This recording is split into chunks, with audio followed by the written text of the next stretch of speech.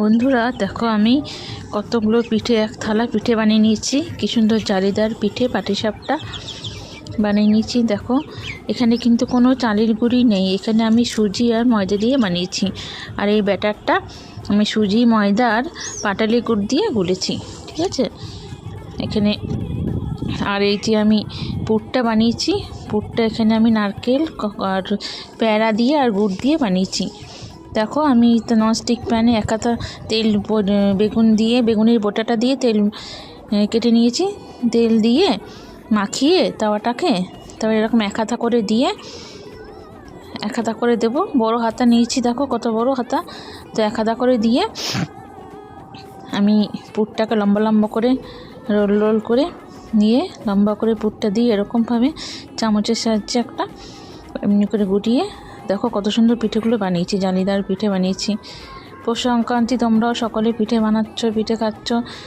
তো দেখো আমি পাটিসাপটা পিঠে বানিয়েছি। আর আজকে আবার আমি তোমাদেরকে আরেকটা পিঠে তোমাদেরকে দেখাবো, সেটা বিকেল দিকে পাঠাবো কিংবা রাতের দিকে হতে পারে।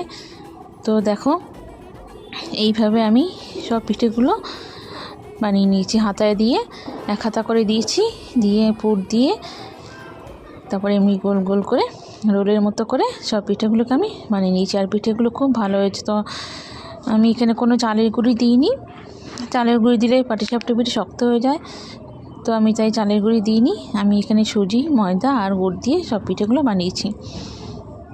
কোনো ঝামেলা নেই, চালের গুঁড়ো করারও কোনো ঝামেলা নেই। আর আমি তার জন্য খুব ইজিলি সুজি দিয়ে বানিয়েছি পিঠেগুলো।